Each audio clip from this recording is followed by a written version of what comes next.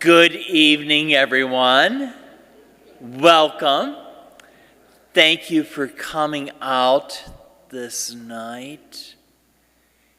And it's 2 months from today for Christmas. Okay. 2 months from today is Christmas. All right. Okay.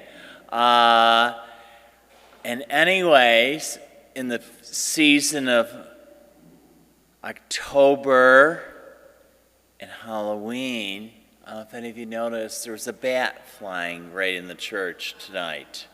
Okay, so we have that going on as well. Thank you. Thank you for being here. I'm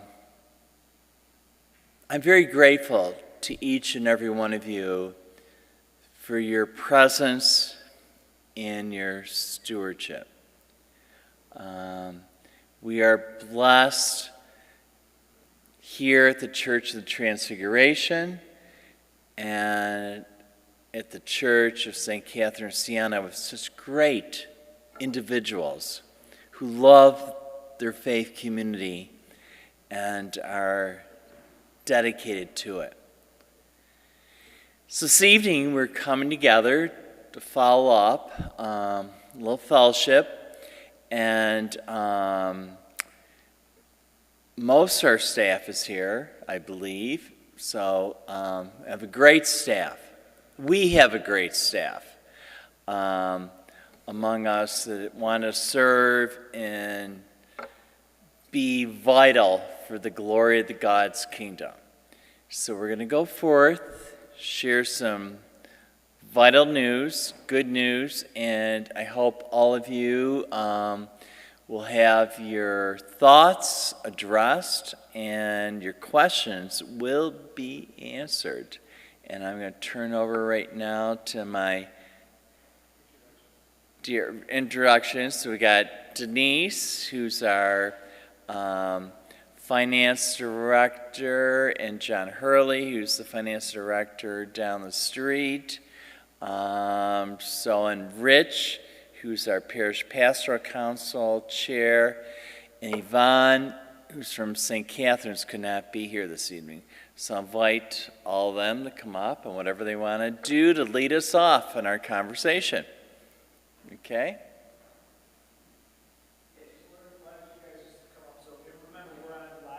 Too, so everybody can see you. Okay.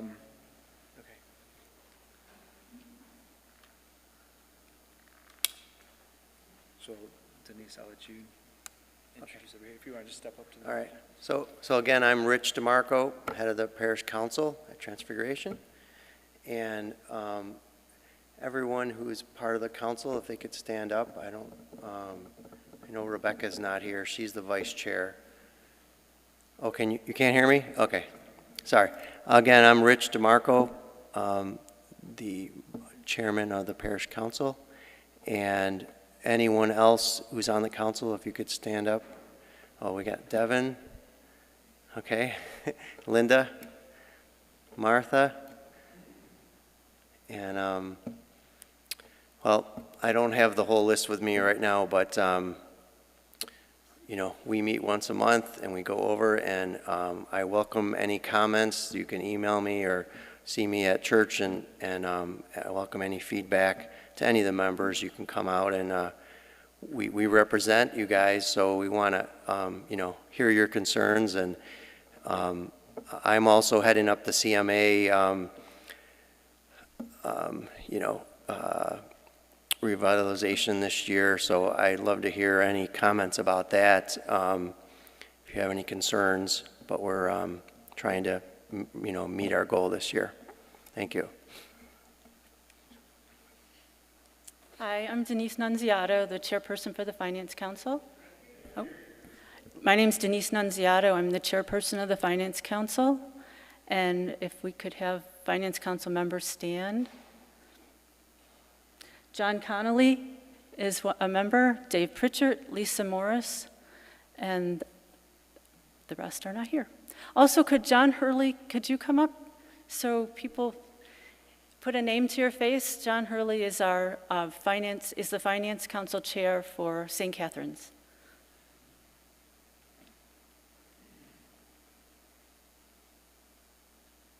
Thank you. Didn't want to intrude. Thank you. And then if the staff could stand up as well. Karen Luke, raise your hand. Ann Gallagher, Tiffany Wagner. What else we got? Vicky Waco, Margie Benz is in the back over there. Father Rob, of course. And then myself, who am I missing? Meg Kastner, sorry guys, tunnel vision, and Sue Wallace. So thank you everybody for coming. So welcome, and let's see. We met back in March, I believe it was, and so tonight is a follow-up to that, and I'm going to jump right into it. The one thing I want to say is thank you for your patience in getting these numbers back to you. So I know a lot of folks are anxious to see where we're at. I'm going to switch mics here. Test, test, test. Well, that works.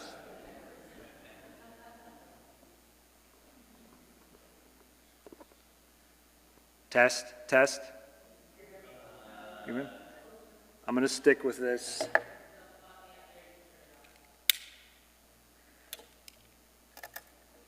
I like to use my pointer, so I'll just have to turn my head a little bit here. Trust in the Lord with all your heart and lean not on your own understanding. In all your ways acknowledge him, and he shall make your path straight. It helps if I turn it on. All right, so tonight's agenda, we're going to talk about last year's numbers, the budget versus the actual. We're going to look at the budget for this year. We're then going to look at the first quarter of this year. We'll talk a little bit about Strength in the Vine and CMA. And then we're going to share with you some updates, things that have been happening over the last several months, and also a couple of the things that we did not do that we had talked about back in March.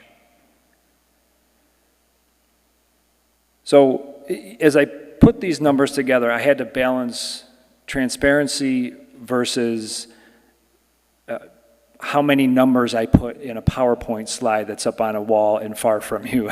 So I don't expect you to see all these numbers. This PowerPoint slide, these documents will be shared. They'll be probably posted on the website, I believe, and emailed out. What I'm going to do here is highlight the important numbers. So this is last year's budget to actual. Now, back in our first meeting, we talked about potentially having around a $70,000 operating deficit for the year. And in fact, that is about where we landed. You'll notice down here, this number, 77,000. It's actually a little bit lower because there was a capital expense that was put above the line, should have been below the line. So we landed right around 70,000.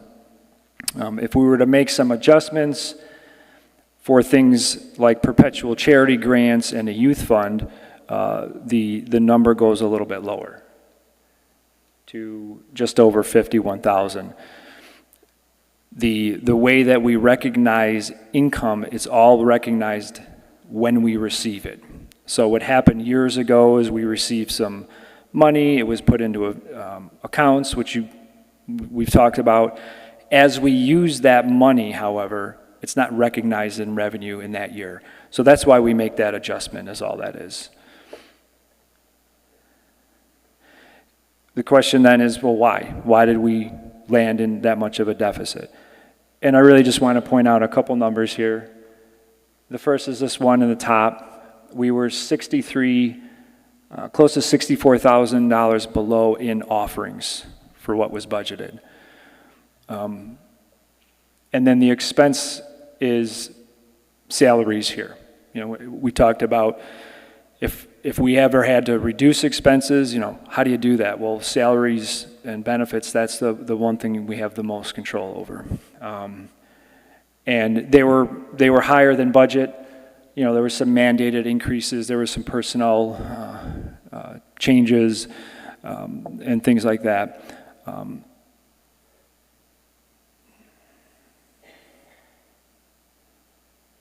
So, bottom line, we landed about where we thought we would. This was the balance sheet for June 30th. And what I want to point out here is this number here. 50% reduction in our unrestricted assets from the year before to the end of last year.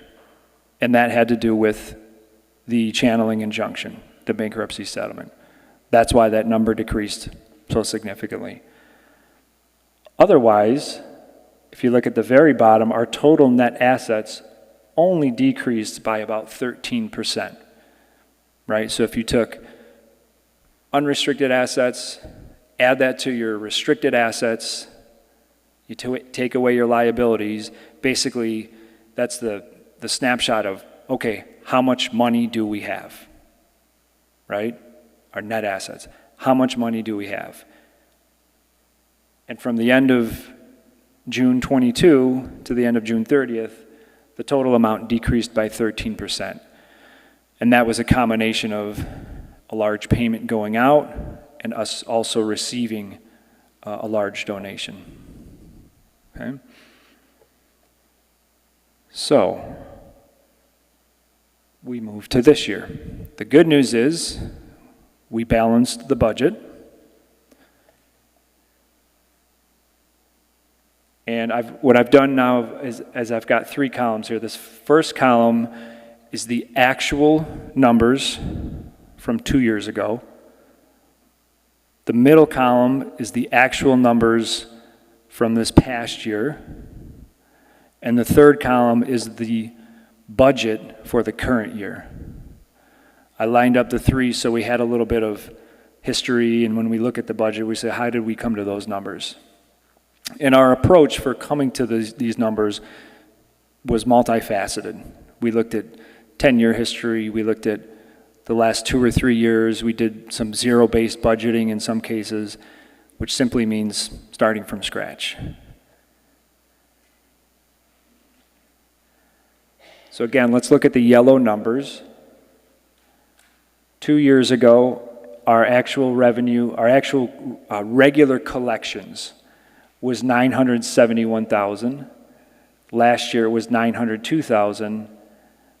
And this year we budgeted for $931,000. So less than 2 years ago, but more than last year. And the same goes for the total revenue. $1,035,000 to $992,000, back to $1,017,000. I'm going to highlight a few lines here on the expense side. Our salary number has gone down quite significantly from 574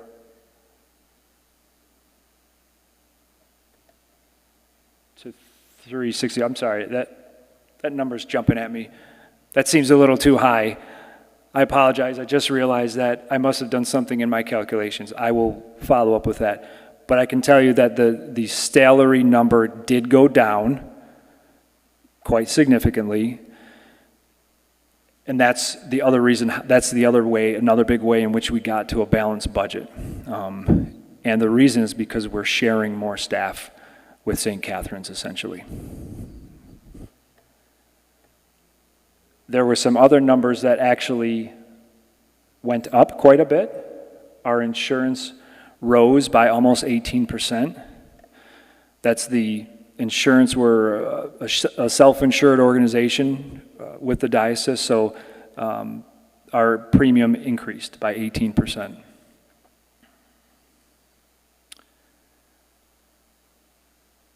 The utilities, we were told to budget a 20 to 35% increase in utilities. The good thing is we actually get group rates because being part of the diocese, they can negotiate group rates, and that has historically helped us. That being said, the contract came to an end, we had to renegotiate, and they told us to budget for that increase. The school subsidy, and this is not a typo, decreased by $5,000.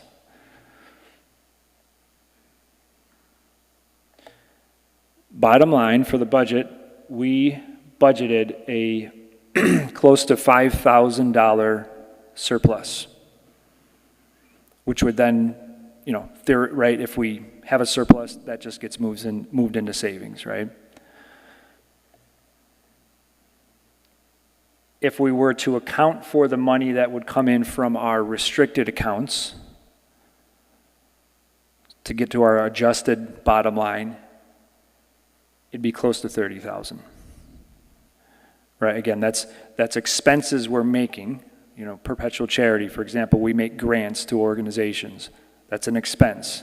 Gets recognized as such, but the revenue was already recognized years ago. So it has a negative effect on our bottom line, and that's okay. But then we just make a note that that income was already recognized. Okay, so now you say, well, great, Dan, we've got a balanced budget. Well, how are we doing? The fiscal year started July 1st. It's now October something, end of October. So we have the first quarter already done and reconciled. And good news, we are right on track. So the second column here is the budgeted amount through the first quarter, through September.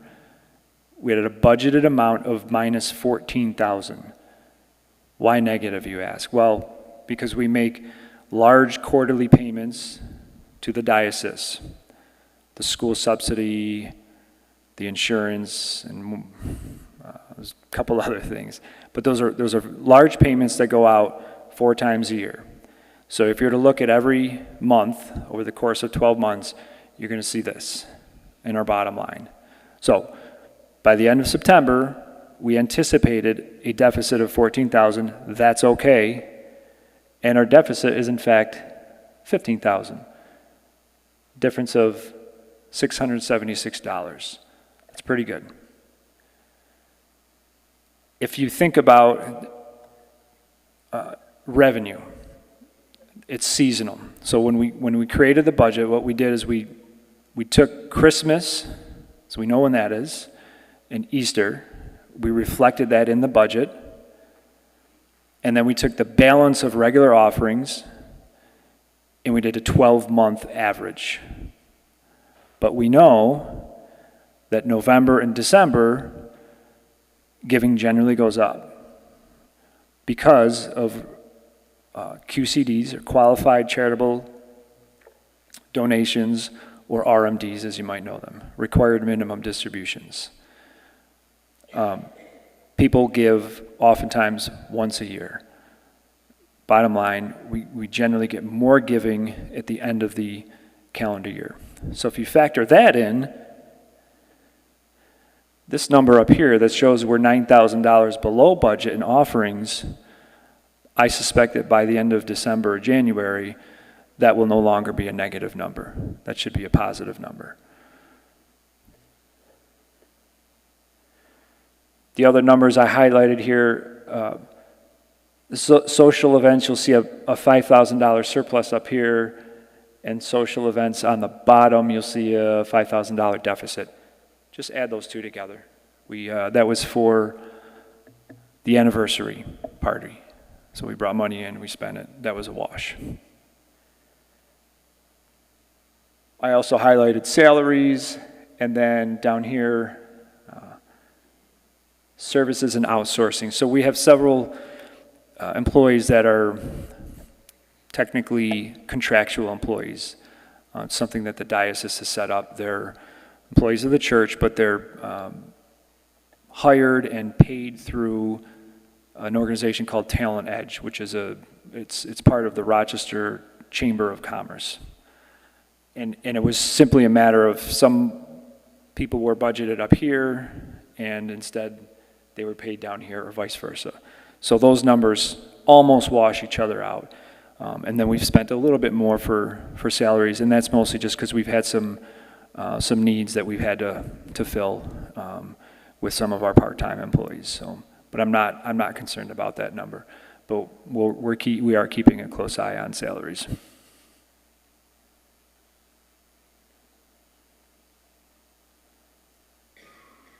So, Strengthen the Vine. We launched the campaign, help me out here, back in March or April, right? So we said, well, what happened? What was the result of that? How do we do? So we looked at the numbers from March through August.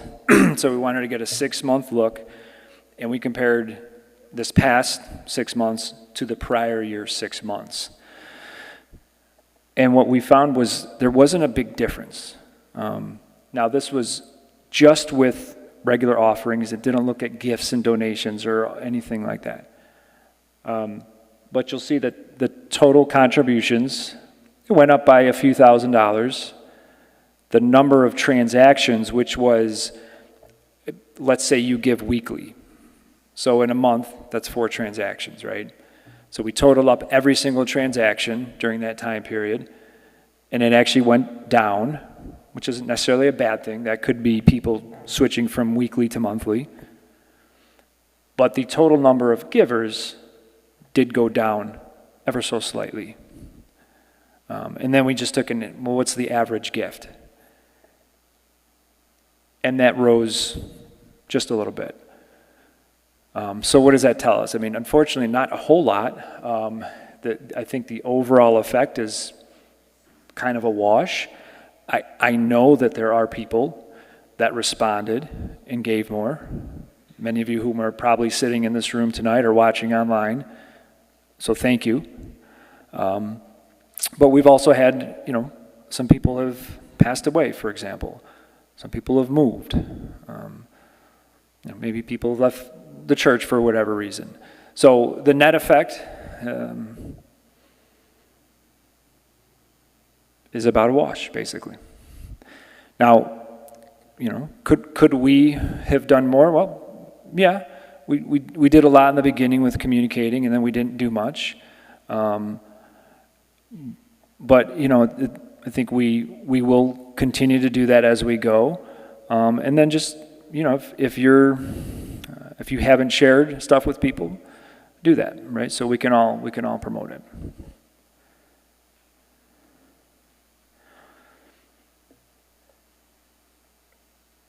So CMA,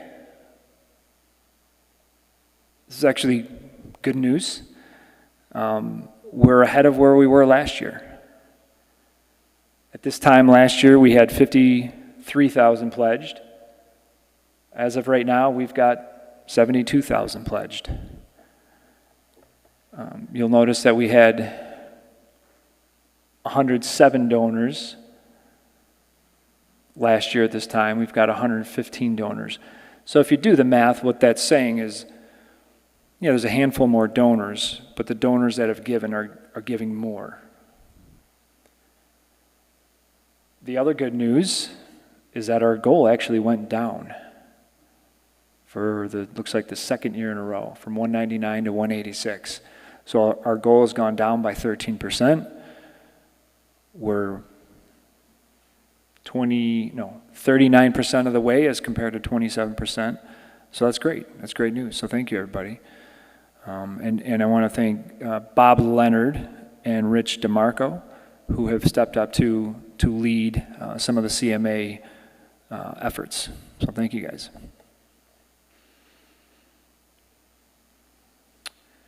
So like I said, there's a lot of numbers up there. I see some of you squinting. You can get copies. Bottom line is this, where does this leave us? We ended the year about where we expected. And I would say that the good news is we've stabilized the ship, if you will. And let's celebrate that. Let's take a breath. And I think we're off to a good start this year. And we can turn our attention to the long term. So that's the financial summary, if you will.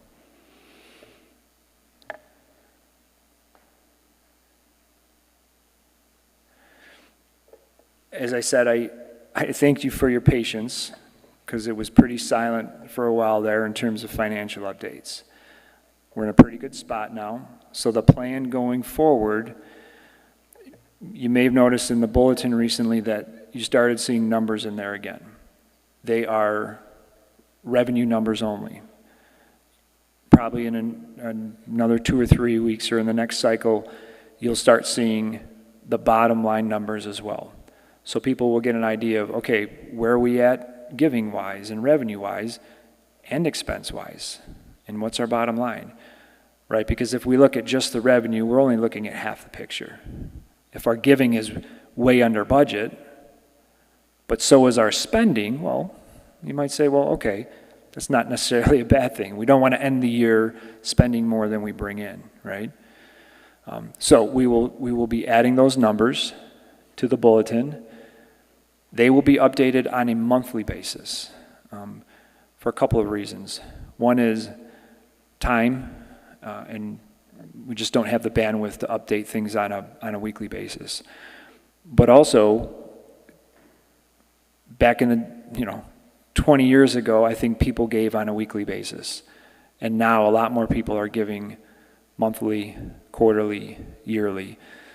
So to give just a week by week doesn't really paint a very good picture. So we will provide year-to-date numbers, top and bottom, in the bulletin after they've been reconciled. So that's why, for example, we're end of October. In this weekend's bulletin, you'll see numbers through the end of September. And you won't see October's numbers until the end of November, because we get the bank statements and then I have to sit down and make sure that we recorded everything properly. And then, to be fully transparent, we will also be posting financial statements on the website. So if you say, okay, great, but I want more detail, you can simply go to the website. You can always call the office and we'll make them available as well.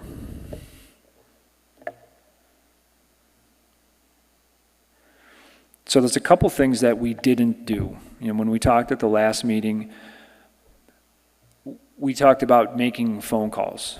The idea was we're going to get a team together, we're going to start calling parishioners and, hey, how's everybody doing, how you doing, but have that lead into some conversation about, potentially lead into some conversation about giving. And the more that we talked about it, staff, council members, and many of you parishioners coming up and saying, I don't really think that's a good idea. For a number of reasons. And the more we thought about it, we said, you know what? Yeah, maybe that's not a good idea. Secondly, it was just a lot to pull off logistically with everything happening. So that's why we didn't make any phone calls. Instead, we sent out a letter. The other thing I mentioned was doing task forces. So in the short term, in between then and now, we've done a lot, which we're going to talk about in a moment. But it was mostly the staff and the volunteer leaders that we just did what we had to do, kind of, and there just wasn't really that need. There were things that we kind of knew needed to be done, and so we just did them. And I'll talk more about what that looks like going forward. So for those of you that said, hey, I want to be involved, I apologize that we didn't reach out. There will be opportunities, though, to be involved and provide feedback. I'm just not going to say specifically what they are because I've learned not to do that until we figure things out. So let's talk about some wins and some successes. So we started sharing staff in July with St. Catherine's, and this has been a huge win. I think one of the most exciting changes for me, at least, is the director of communications and evangelization, and that's Vicky back there. So that was a new position. So Vicky had already been doing a lot of things in terms of technology and communications.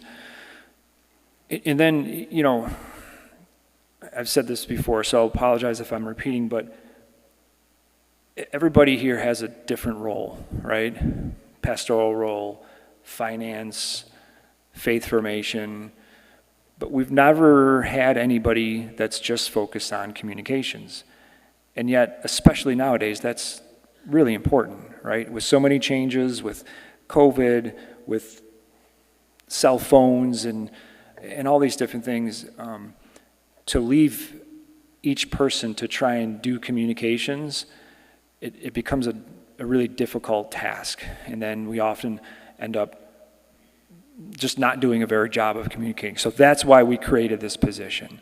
And Vicky is doing it for both churches. And I think doing a fantastic job so far. Nancy Wall, who's also been involved with communications, she is now doing the bulletin. And that made sense to take it off, for example, Meg and Tiffany, who are in the offices, right? Answering phone calls or doors or multitasking, lots of different things. And when we submit the bulletin, it has to be submitted every week at a certain time. So to say to somebody in that role, hey, you've got to do this bulletin and get it done at a certain time, it just wasn't making sense. So now Nancy can focus on it, be specialized with that, and that's, I think, been a very positive change. There's things to work out, and we'll continue to do that. Jeff Beckett from St. Catherine's, he was their streaming engineer. Now he's our streaming engineer / technology specialist. So as we continue to use videos, Jeff is helping us improve the video quality, or streaming, helping us to improve the streaming and trying to mirror our tools and our resources at each church. So as the limited staff or volunteers, if they have to bounce back and forth, they know what they're doing. Karen Luke. Karen, just stand up again real quick. So she hails from St. Catherine's. She is now a shared staff person as well. And rather than having children's programs and teenage programs and whatnot at both churches, we just said, well, with the numbers and everything happening, let's work together. Let's share our gifts and our talents and work together to support one another. So that started in July. So Karen is overseeing children and families in sacraments. Ann Gallagher, who you probably know from Transfig, she's now also a shared staff doing the older kids, the youth, the teenagers, adult formation, overseeing all that for both churches.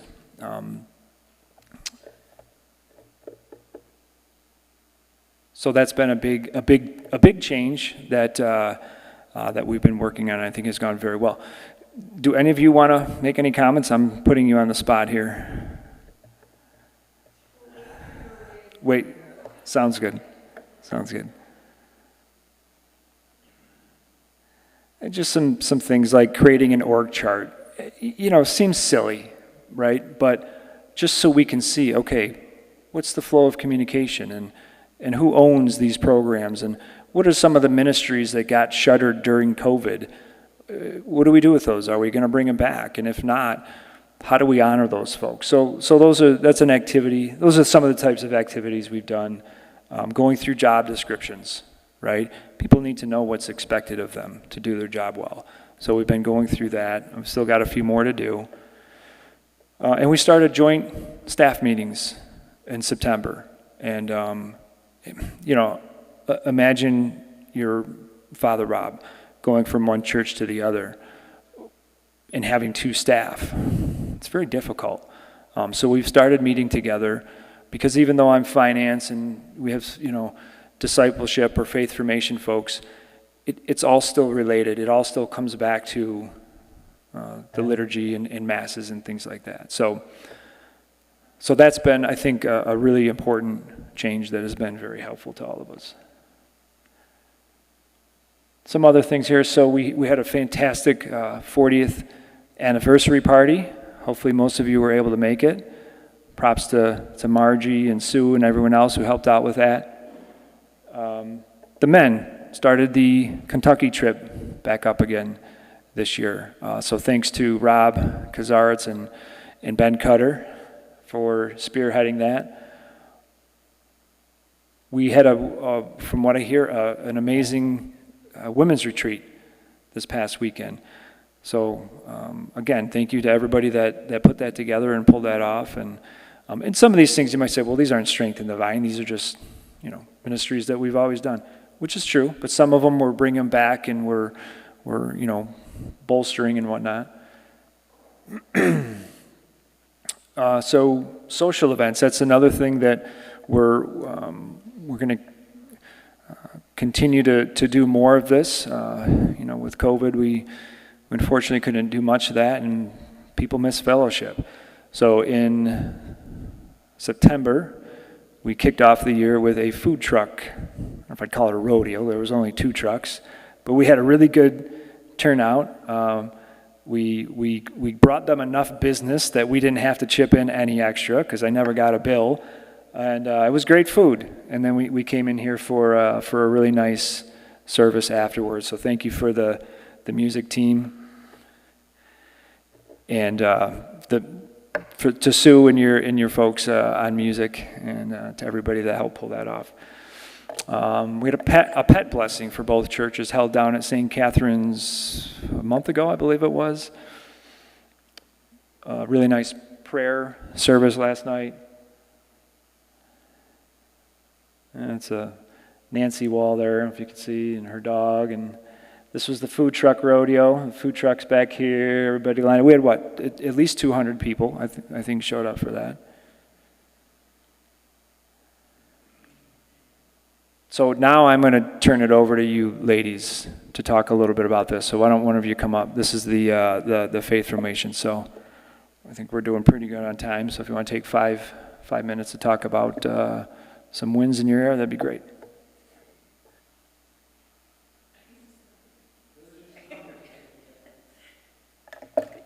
All right. Hi, everybody. It's been a very exciting time for us and our families and our programs. Karen and Vicki and I have been friends for years, and now we get to actually work together as a team and work on the programs together. We were kind of bracing ourselves, though, for some difficulty because nobody likes change, and we thought, especially when we told everybody all the teen programs are going to be at Transfig and most of the kids programs are going to be at St. Catherine's, that we would be getting a lot of resistance. We really have not heard very many complaints at all from the families. We've been hearing lots of really positive comments. I'm going to let you talk a little bit, so you go. We were also nervous that if events were held, like group events were held here at Transfiguration, that only Transfiguration families would come, or if it was held at St. Catherine's, only St. Catherine's families would come. And I'm really happy and pleased to say we had our first Faith Formation family event. It's called many different things. Over the years, it's changed names, but for tonight, we're going to call it a family event.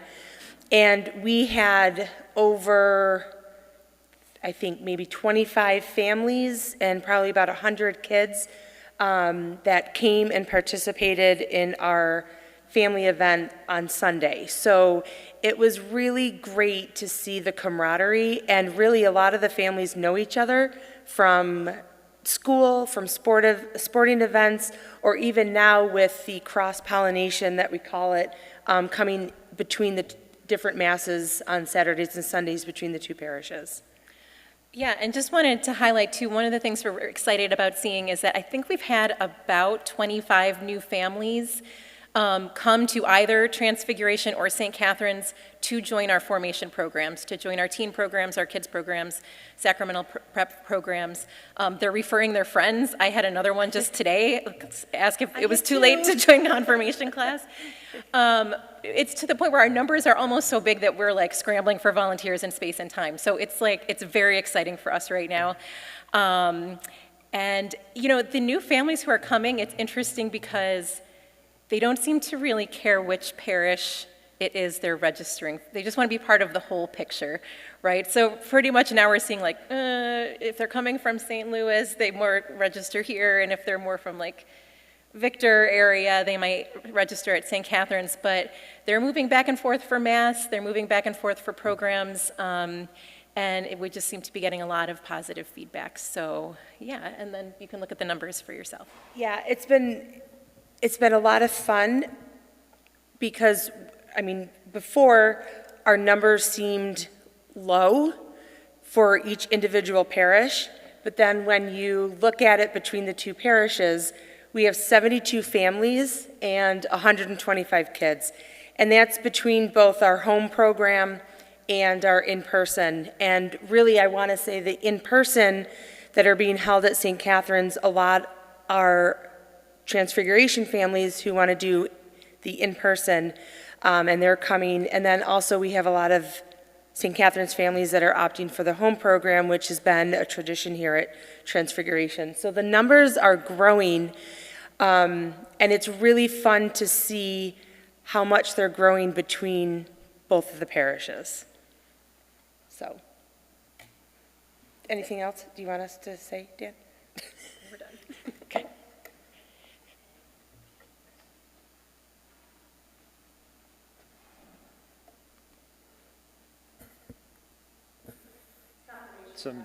Okay, yeah, thank you. So just as a sampling of some of the things we've done in a financial regard, we updated an investment policy. Thanks to Bob Leonard for taking the lead on that. We opened up a money market account to put some of our unrestricted assets in. And I think in the last 3 months, we've made about $3,000. So, you know, the money, it was an easy thing to do, and it's making money. So great win there. Counting procedures we've updated, and I'm highlighting that specifically because, is that Kathy? Yeah, Kathy Landon. So we now have a team leader at each church, and they've done a fantastic job. Kathy, thank you for doing that. And we mentioned the CMA team leaders, Rich and Bob, and they just came on recently, but I think it's going to have a great impact, and then going into next year is going to be even better. But excited about that. We created a dashboard for Finance Council members. Basically, there's a folder that they can access at any time with certain financial statements to keep them updated, right? Because if you go up to a Finance Council member and say, hey, you know, where are we at with this or that? And they don't know, well, that's not really a good thing, right? So just in terms of efficiency and streamlining things, they've now got that at their fingertips. Assuming I create the reports and get them in there in a timely manner, right? Buildings and grounds. So did anybody notice it was really dark in the parking lot for a long time?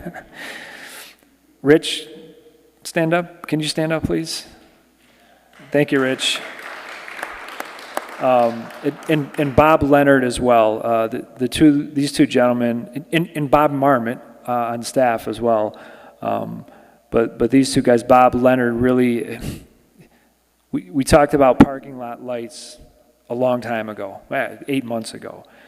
And we kind of said, well, hold off, because we're looking at doing some other lighting projects, and maybe we can do all that together. So then it just kind of sat there. And then, I don't know, there was a conversation where we realized how dark it really was out in the parking lot, and that's not a good thing. So, so Bob Leonard just ran with it. And if he didn't push, it probably wouldn't be done right now. And then Rich jumped on and said, well, I can bring the lift, and got in the lift and actually changed the bulbs himself. So fantastic job. Thank you, guys. And you'll notice as well, our exterior was painted, the exterior of the building. If you hadn't noticed, take a look. And the wood is, some of the wood's in rough shape. We had some of it replaced, but it certainly will buy us another, hopefully 5 to 10 years. But, so what's next? To lead with intentionality, patience, to lead methodically, and most of all, with the Holy Spirit leading us. And we just talked this morning about, we were going to have in the next couple of weeks some conversations about vision and mission and resources on leadership. And I think the Holy Spirit nudged us to say, you know what? Slow down. Let the changes that have already been made settle in, and let's enjoy this upcoming holiday season. And then, at the start of the new year, the staff, the parish, the finance councils will discern the best ways to move forward into creating a vibrant, healthy Catholic faith community to share the love of Christ and grow the branches.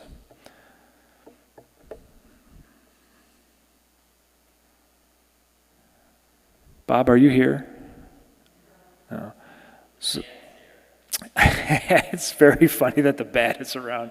So Bob Marmot, who's been our building guy for the last at least a year and a half, I think, he's retiring. He retired and then he took this job on, but he's going to be stepping back from that. So thank you, Bob. We really appreciate everything you've done around here, and we're going to miss you. I know you're still going to be around, but just props to you. Bob's done a lot. If it weren't for Bob, I'd be pulling my hair out because there's a lot of projects where I've said, Bob, can you reach out to the vendors and can you do this? And he's just run with it. So I just want to thank him and also welcome his replacement, Mr. Clyde Cutter, in the back there and shaking his head. So and they've already been helping each other out. So big props to them.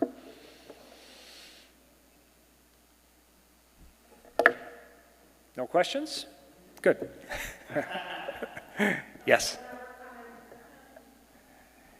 I think they're gonna bring you a mic so that everybody can hear. And do we know how many people are online? Do we have any sense of that? 17 okay. All right. Do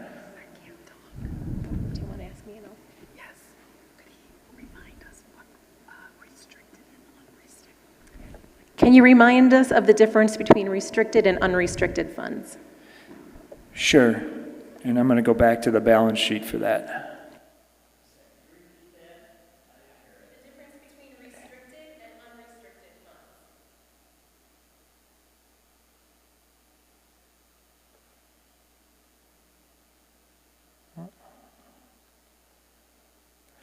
So restricted is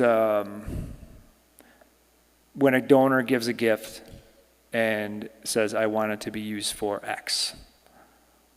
Let me, there's a little caveat to that too. It's an IRS thing, and we're not a pass-through.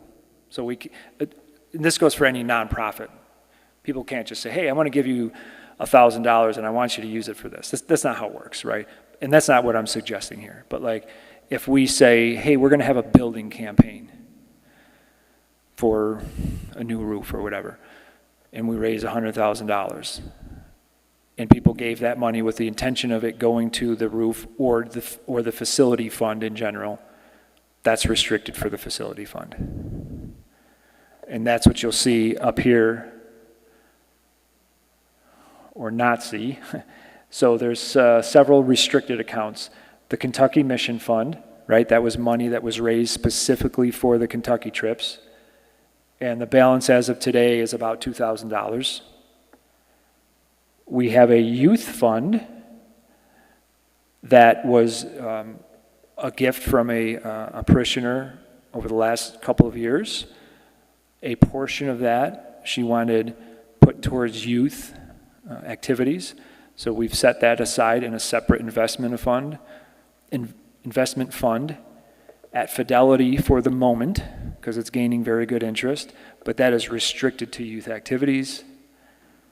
We've then got the facilities fund, which is sitting in Communis, which is an investment fund through the diocese.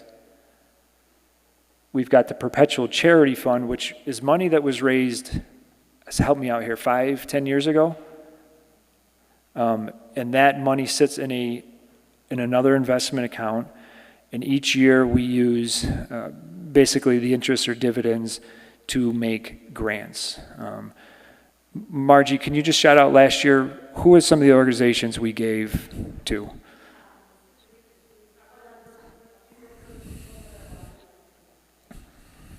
Those organizations were Sister Regis Food Cupboard, St. Andrew's Food Cupboard, Catholic Charities, House of Mercy, and I know I'm missing one or two. But those are charities that we deal, and ministries that we deal with directly and know the people that run the ministries as well as those that benefit from the ministries.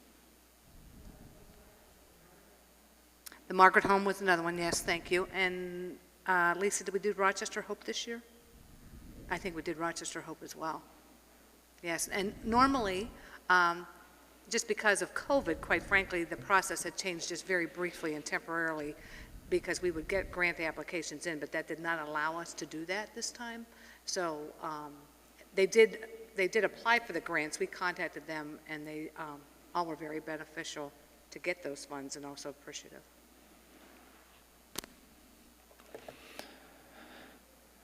And then at the top, you'll see, thank you, Margie. At the top, you'll see the unrestricted accounts. So these are just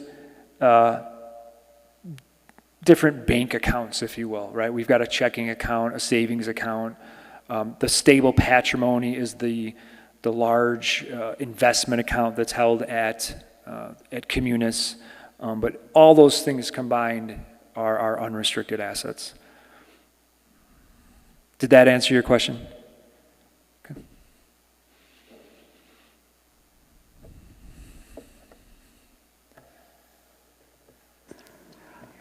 So really pleased to see like the staff being shared.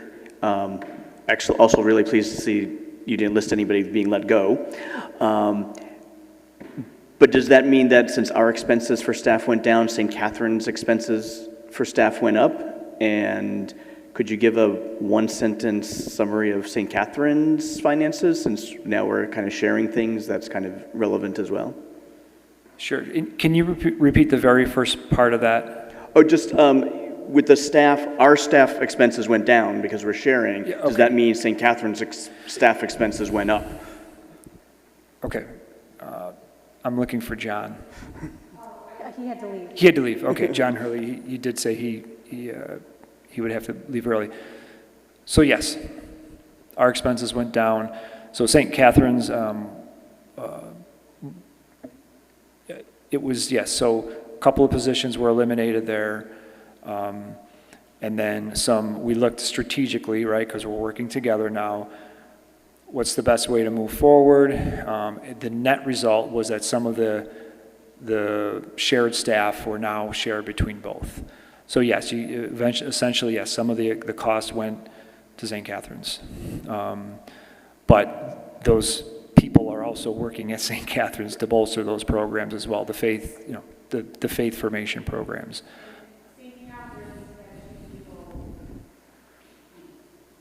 Correct. 2 full-time, yeah. So the net effect there is maybe, about, they essentially lost 1 FTE, 1 full-time equivalent, right? Some of the expense for myself and my colleague Laura Cutter, the business manager, was also shifted And that was, there was very good reasons for it being a 60-40 split in the past. But, with changes that were made, it made sense to split that 50-50. So individual-wise, nobody was laid off here at Transfig. Cost positions were just shifted. Yeah.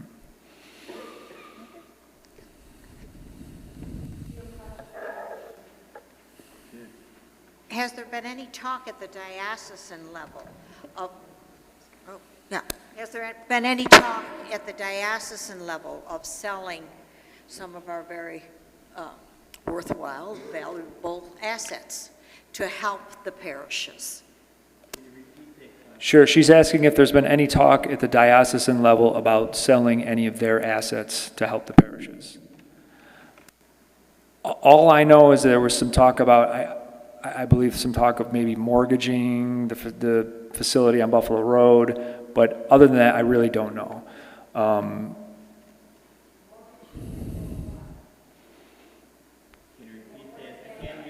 Mortgaging for what? To get cash. To get cash. And, well, where would that cash go then, her question is the diocese mortgaging anything that would then go back to the individual selling, so that money would go back to the individual parishes? I don't know. That's a question you'd have to ask the diocese.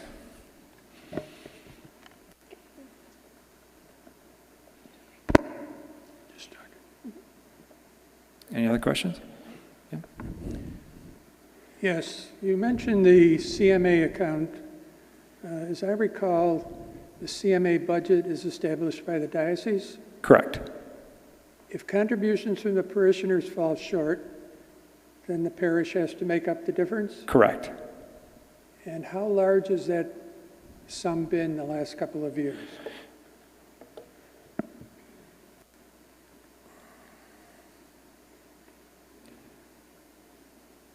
Last year was just under $20,000. How much? $20,000. And the year before, just about $25,000. And that's a great point. I'm glad you brought that up. The second line of questioning,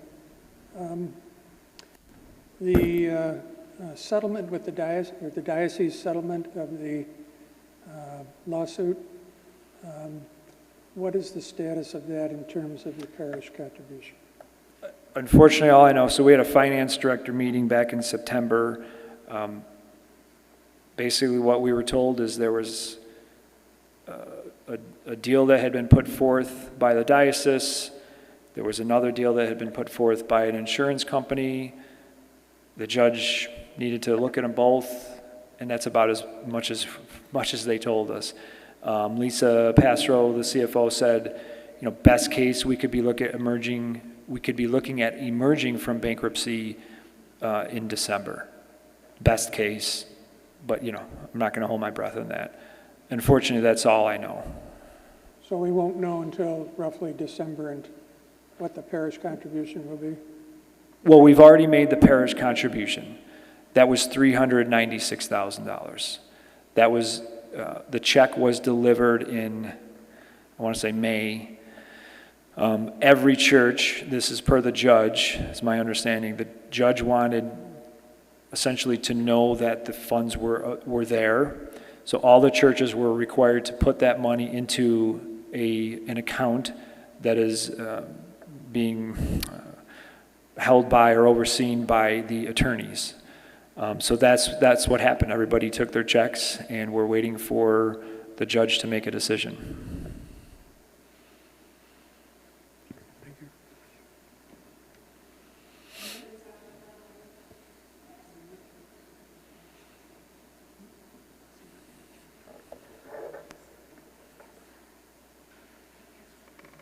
It was brought up at the earlier meetings, the meetings in March, regarding the government who gave COVID money.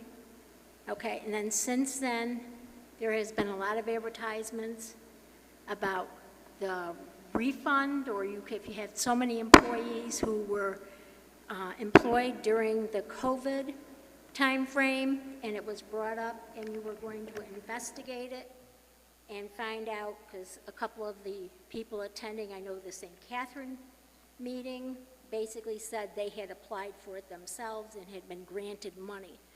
You were going to look at that and see how we could, if possibly we qualified for that money, and to get that money back. So Bonadio is processing the application for us.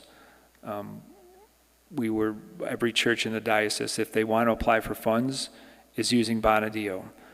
It's a good thing. It actually costs us significantly less than it would using anyone else, and they're familiar with our books already. So they've gotten through an initial assessment, and there's two ways of looking at it. One is based on revenue.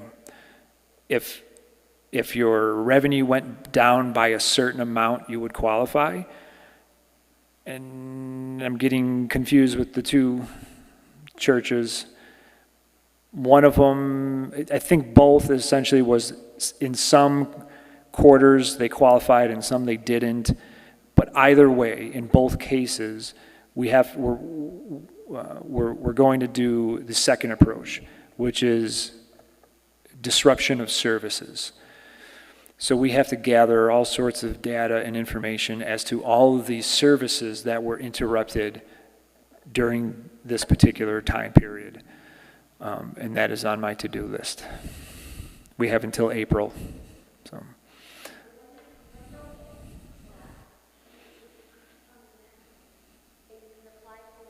When does it come to an end that you can apply for, April. that you can't apply anymore? April. Yeah. And it could be significant money, and that's all I want to say about it, because that could be 10,000, it could be much more. I don't know until we get into it. But I look at it this way: whatever we get will be something extra. So. Dan, we had a question too about, will the document, the slideshow document, be available someplace for people, because the numbers were small? Yes, this will be available. It'll be emailed out to everybody. And where's Vicki? I think we had talked about putting it on the website as well, if I'm not mistaken. And these are, I took these statements and condensed in some cases, just to make, to try and get them to fit into these slides. So if anybody wanted more detail, let me know. And I'm glad you brought up, I don't know your name, sir, John, about the CMA. That's a great point, and I often forget to talk about this, because the CMA, what we don't meet in the CMA is not reflected in our budget, right? Because the money, it's a separate campaign that goes directly to the diocese. But if we don't meet it, it does come out of our money. It's a below the line expense, right? Which is it's considered a non-operating expense. So when we had that deficit last year, the $70,000 deficit, actually add another $20,000 to that, the CMA underage, right? So that's why it's important that we meet that goal, and I think we will this year. But yes, if in the cases that we don't, we are paying it. Vicki has verified that it will be up on the website, the PowerPoint, and hopefully emailed if it is appropriate to be able to attach to the email. Thank you. Just a general question. Out of our weekly collection, off the top of it, does the diocese take a certain percentage of money every week? No. Or how do they get their percentage of money out of our money? CMA, Is that the only time of the year? school assessment, insurance, which are not, I don't want to say that that's giving our money to the diocese for the insurance, right? If we had to pay our own insurance, we'd probably pay more. But the school assessment goes to the diocese and then they distribute it to the schools. As far as helping to cover a portion of the diocesan budget, that's what the CMA is for. And a lot of that comes back, I would say probably in indirect ways. But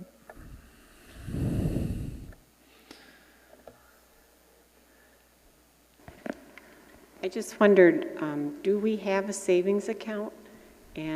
Or was the savings account cleaned out from the settlement? Or what do we do if we have to pay for the CMA? Where's that coming from? Sure. So we'll go back to the balance sheet. Now this was, as of June 30th, hasn't changed a whole lot. So our total savings as of June 30th was 1.1 million. Of that,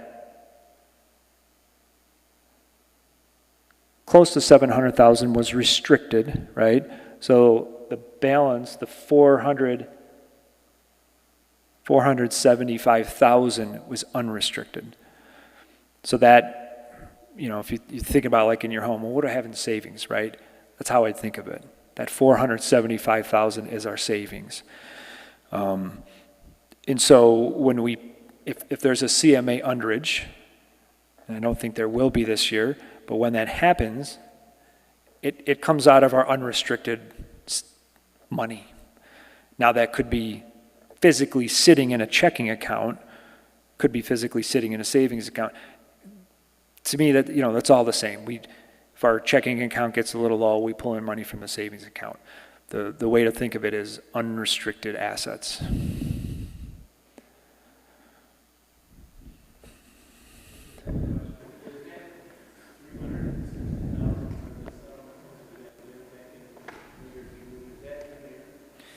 Yeah, so the question is, was the settlement reflected in that? So if you look at the year before, this is a stable patrimony.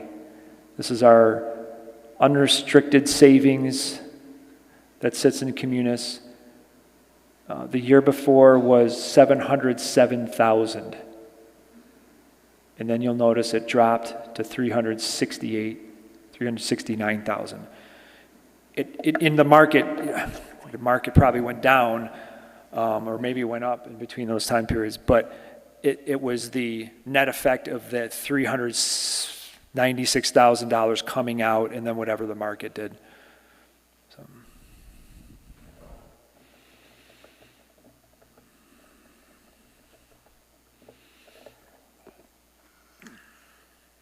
Who advises the finance group on best practices that parishes might use, and let's say also audits our operation?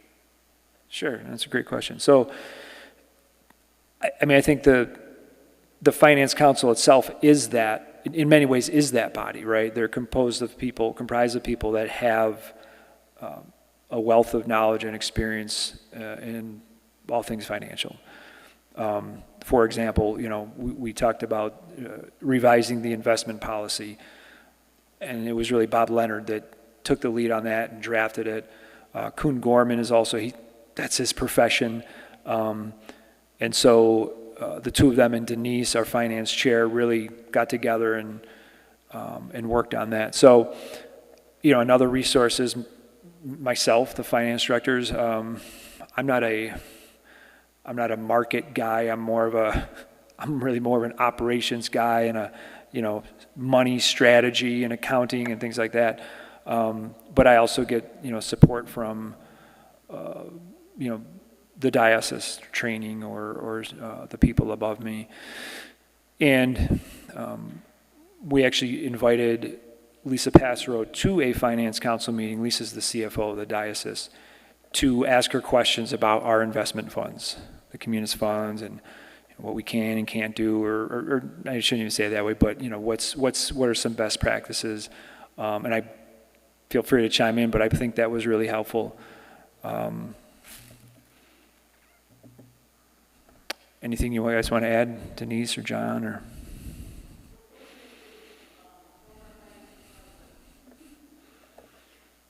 A former Finance Council member, Kuhn Gorman, is agreed to stay on as a consultant because he is an investment manager. So he's helped us quite a bit.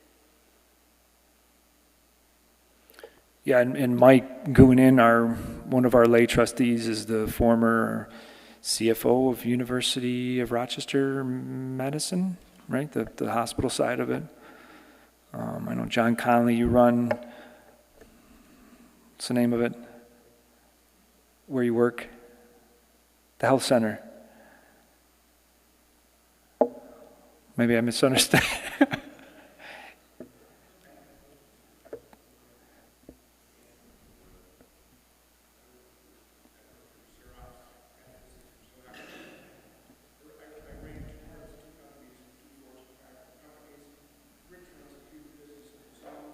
Yep.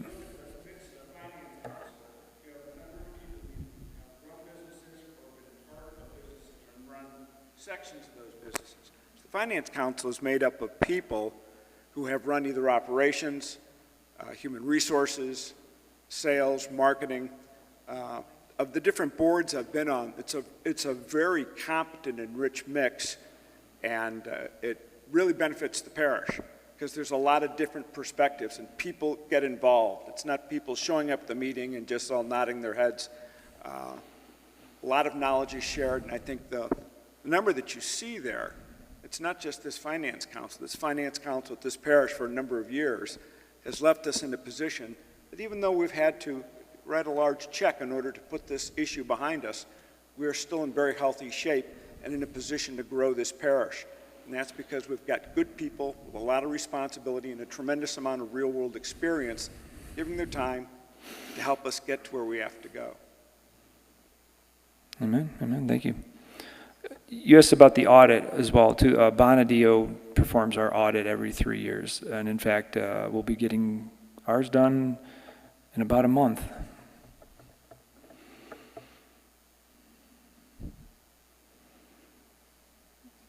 Anything else?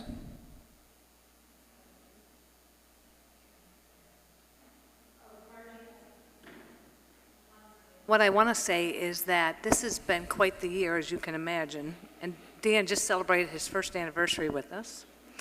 So he's, I'm sure, stepped into this not realizing really what the year ahead was going to be like.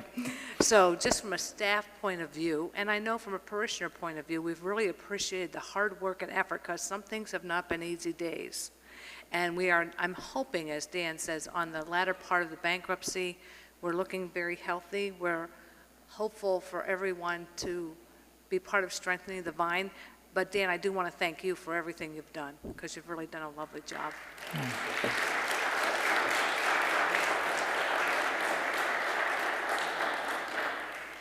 Thank you, Margie. Happy to be here.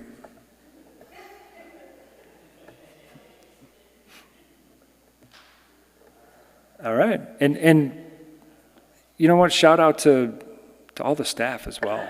And it's not often I can say that I really like working with everybody on staff, and that's the truth. Yes. And props to Laura, my partner in crime, who's couldn't be here tonight, but she and I have been a really strong team, and everybody else. It's been fantastic. And Rob, having your blessing and support to be able to do what I'm good at. So it's been a real pleasure to be here and do this. Thank you. So who would like to come up and close us out in prayer?